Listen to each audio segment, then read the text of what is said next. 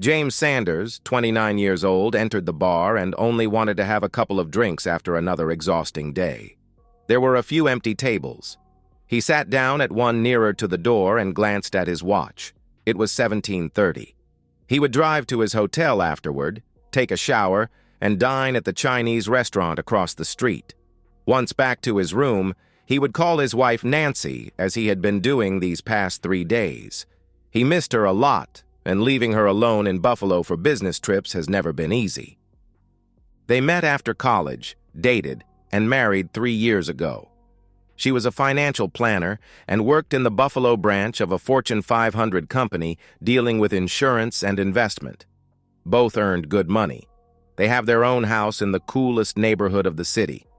Nancy managed their finances, and their nest egg has been growing above expectation. These last 2 months, she has been constantly after him to think about a baby. James had a few projects and promised her that in a couple of months, they would start a family. Being a computer engineer, he was in Albany, New York, at a client warehouse to test a system he had designed and developed. "Thank God we are almost done," he told himself. "Tomorrow afternoon I'm driving back home and we'll be all over each other."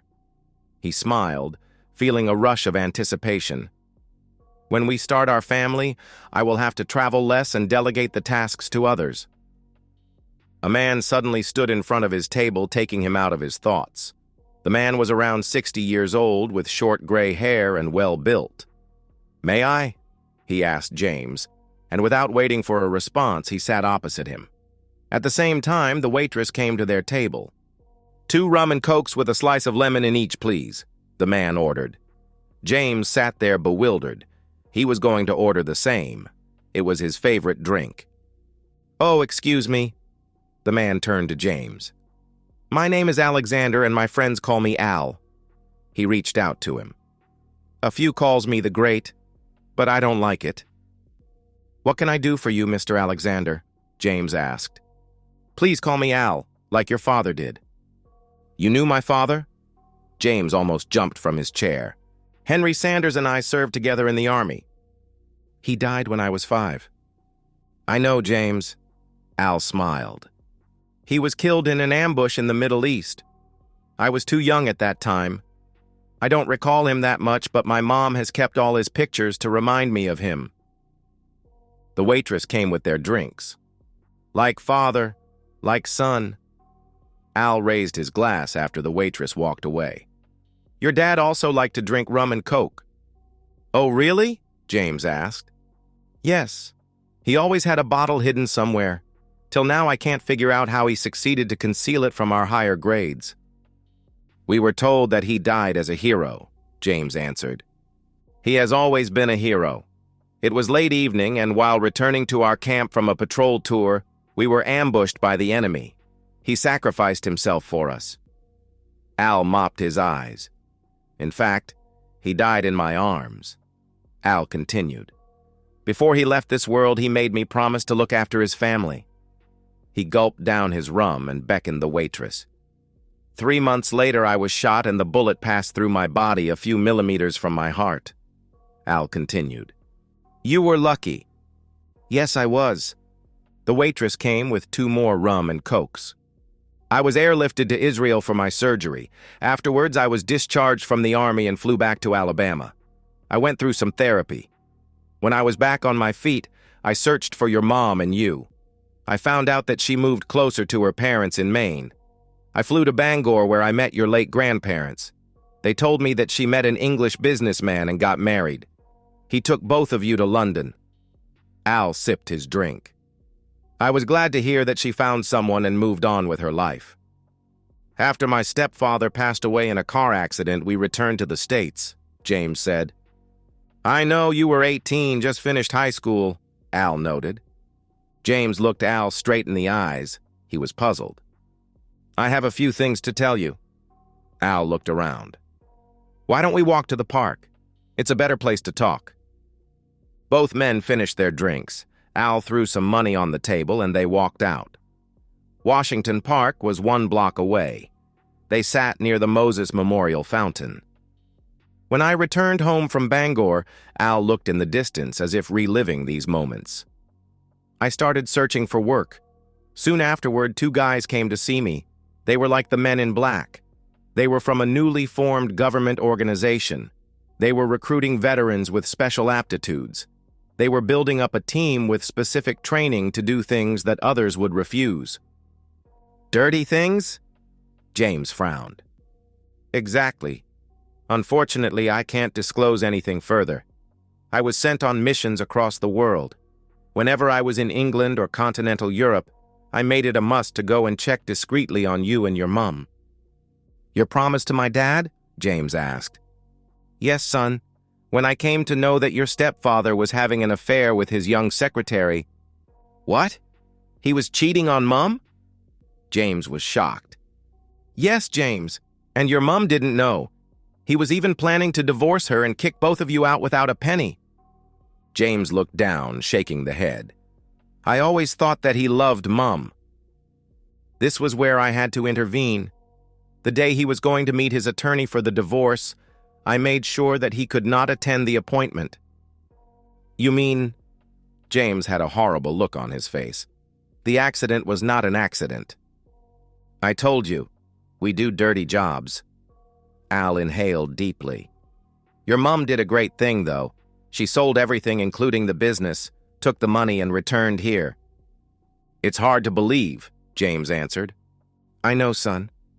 You started college a couple of months after you arrived. Your mum then met a widower through an arranged meeting. His first wife died of cancer. No kids. Did you check on him as well? James asked. Of course I did. He is a very good man and he loves your mother. I'm glad for her. Me too, James replied. Have you ever tried to find out who sent you pictures of your then-girlfriend Sandra being intimate with your so-called two best friends? Al asked with a smile. It was you. James held his face with his two hands. He was thunderstruck. I always thought it was someone at college who did not want to get involved. You acted like a man when you kicked her out, even after her pleading and crying, and you cut off all contact with the two jerks. The reason I left during the break and stayed at Mum's place the whole time. I didn't want to see their faces again, James answered. Do you know what happened to them? Al asked. Yes, the two jerks got beaten by some delinquents and Sandra dropped out of college. No way you didn't? James asked. After you left, it was an opportunity to do what I wanted to do. No one would question you as you were thousands of miles away. One evening, when your two friends were coming out of a bar, my friend and I beat them to death. One lost his two testicles, and the other one would use a wheelchair till he dies. According to the police report, it was a group of young delinquents who beat them up. And Sandra? James asked. Since I knew she enjoyed being with multiple partners at once, I orchestrated a situation where she got exactly what she sought. Short story, weeks later she was tested positive with a couple of STDs. I made sure that the whole campus knew about it. She dropped out and fled to California. The last time I checked on her, she was still seeing a shrink. Wow, incredible, James answered. No one messes with Henry Sanders' family. Al almost yelled. Tell me, Al, why have you come here between missions to tell me all of these? James asked. I've been checking on you. Come on, Al. You won't find anything on me. I don't cheat. I don't lie. I have a simple life. I don't bribe people for contracts. I respect everybody, whatever their skin color, their ethnicity, or where they come from. Racist chants will never come out from my mouth. I'm satisfied with what I do and what I bring home at the end of month. I know, and Henry would have been proud of you. So, James pressed, after college you met Nancy at a party, you dated and got married 3 years ago.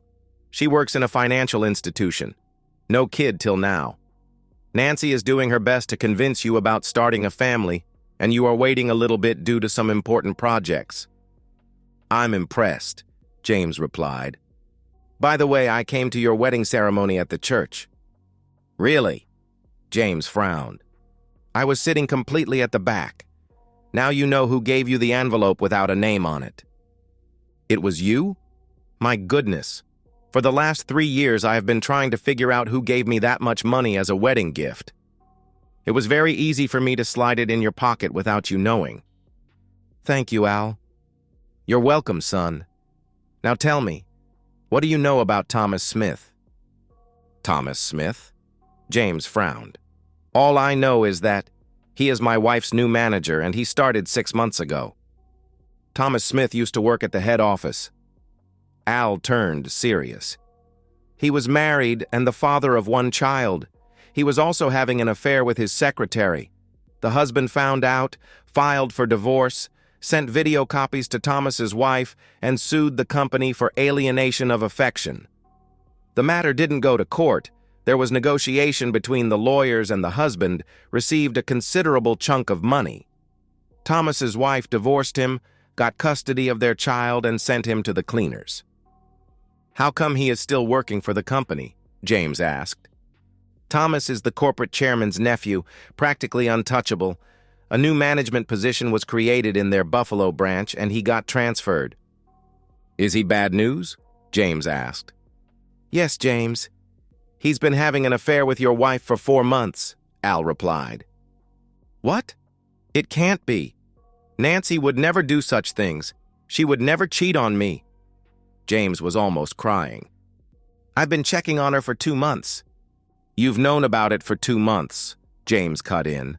And now you inform me? Please calm down, James. In our profession, planning plays an important role. I had to wait for your next business trip to start Operation Cheaters. You have a name for it, lashed out James. Listen to what I have to say. They have been intimate in motels and sometimes in your bed when you were working late. We have wired your house. We have video recordings. Don't worry. Whenever you were at home, we switched everything off. From what I can see, she was never coerced or blackmailed. Al removed his Android, pressed a video file, and handed it to James. This is a recording from last night. Please don't throw away my phone through anger. James recognized his bedroom. Nancy, dressed in her white wedding gown, was on all four with Thomas. Whose body is this? He asked. Yours, Tom, Nancy replied. When will your wimp husband decide about a baby? He asked. Soon, lover. I'm working on it. It will be my seed which will grow in your womb, Thomas said. It will be your child, baby. I'll see to it. All your children will be mine. Do you understand? Thomas pressed. Yes, my love, she replied. A heartbroken James could watch no more. He handed the phone to Al and started crying. Al switched it off and put it into his pocket. Crying won't solve anything, Al shouted. James dried his tears. You can use the recordings and divorce your unfaithful wife, Al continued. You said you knew my father well. Very well indeed, Al replied. What would he have done in such a situation? James asked. You want to know? Yes, James replied. He would have cut both of them into small pieces and throw the bits into the river to feed the fish. How dirty is your dirty job? James asked without looking at Al. Very dirty. What do you have in mind? I want them to suffer in front of me till they die. James clenched his teeth. I knew it. Al jumped with joy. James sat there, confused. I made a bet with my fellow friends about your reaction, and we have already been prepared. I don't understand. James frowned. Let's go. You follow me in your car. I will explain everything afterwards. James followed Al to an abandoned building outside of the city. Come, let's go inside, but don't make any noise, Al instructed. Al leads James to the creepy basement. He put a finger to his lips for James to stay quiet and opened a door. Inside the room, James found Nancy and Thomas sitting on the floor, both naked, tied, gagged, and blindfolded. There was a guy standing in a corner. He was all muscle and had short hair. He nodded at James. Al pulled James outside the room and closed the door. We took them during the night while they were sleeping, Al whispered. I took a suitcase and filled it with some of her personal belongings. I also took her wallet and her passport. My friend took Thomas's car and drove to his place and took a suitcase full of his belongings. His car has been given to a mechanic who is transforming it into spare parts. The operation was swift and discreet. Al held James's arm. Now you'll have to decide if you want to go forward or not. We brought our tools. We can still drop them in the middle of nowhere. They will have a lot of explaining to do to the authorities. I meant what I said. James looked around and found an old chair that was upside down. He took it, opened the door, and sat in front of the two lovers. Al nodded at the guy. The latter removed the blindfolds and walked out of the room. Panic could be read on their faces when they saw James sitting in front of them. "Never underestimate a wimp," James yelled at them. With their pleading eyes, they wanted to say something, but couldn't. "You wanted to give your lover a baby." James addressed a crying Nancy. "You just needed to divorce me and marry him, as simple as that. But you wanted to have the wimp raise your lover's kids. Now you will have to pay," he yelled. He approached Thomas.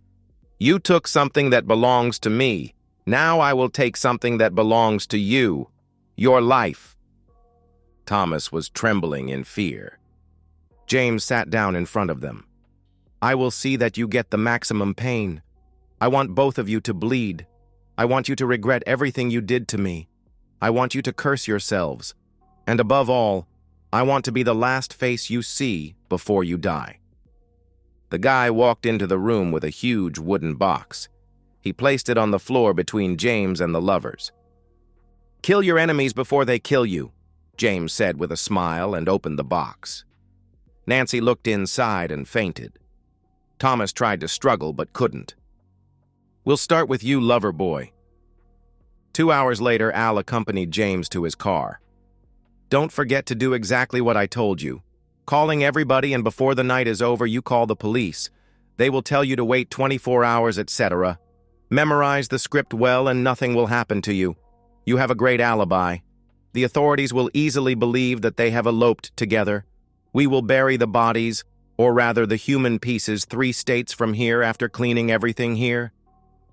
"I will have to play my role," James answered. "Of course you will." "When will we meet again?" James asked. "When everything has settled down, I'll come and pay you a visit. I'll bring a bottle of rum." Both men laughed. "Now go and have dinner. Don't forget to give a huge tip. The waitress should remember your face," Al added. James got into his car and sped away. It's already been a year since the last time James saw Nancy and her lover. He did exactly what Al told him. When he reached home, he called everyone to inquire about Nancy. He filed a missing persons report. Under torture, Nancy had given her credit card PIN number and her email password. She also stated that some of their colleagues and managers were aware of their dalliance. Al made sure that one of his female friends used the credit card several times in every state till Dallas, creating a trail for the police to search. There, she used free Wi-Fi in a mall to open Nancy's email and send a message to James, explaining that she fell in love with Thomas Smith, that they had been having an affair for the last 4 months, and that everyone at work, at every level, knew about it. They decided to elope and live their future together and not to search for them. The police at various times called James to the precinct. He stuck to his script. He had a solid alibi, and without the bodies, they let him go. 6 months after Nancy was gone, a detective knocked on James's door. "We have followed the path your wife took and found that she stopped at gas stations and convenience stores where there are no cameras. Do you have any idea why?" the detective asked. "I have never done this trip. I'm sorry I can't answer your question," James replied. "I have another question." The detective seemed perplexed. "We have gone through all your bank accounts and other financial documents. Why has your wife left all the money? She didn't even take half of it, except for some expenses on her way to Dallas." "This question you should ask the unfaithful woman herself," James almost yelled. The detective excused himself and left. The police never contacted James again. Since he was still married, James cashed all the joint investment certificates and reinvested them under his name only. He opened a new bank account and transferred all the money. In the meantime, he had sued the financial company where the lovers worked. His lawyer told him that his case was very weak as there was no evidence, only an email from Nancy. He threatened to make public Thomas Smith's past at the head office. Quietly, the company settled for $2 million out of court. Now he could file for abandonment. In 3 months, he would be free. He has been dating various women, and he knew that he would eventually find his other half. And so, we've reached the end of today's story. Was it what you expected, or did it take a twist you didn't see coming? I'm curious to hear your thoughts. Share them in the comments below, and let's get a conversation going. If this story kept you hooked, make sure to hit that like button. And if you're new here or just haven't subscribed yet, now's the perfect time to join our community. I bring you fresh, captivating stories every day, so click that subscribe button and turn on notifications so you never miss out. Thanks for watching, and I'll see you in the next one.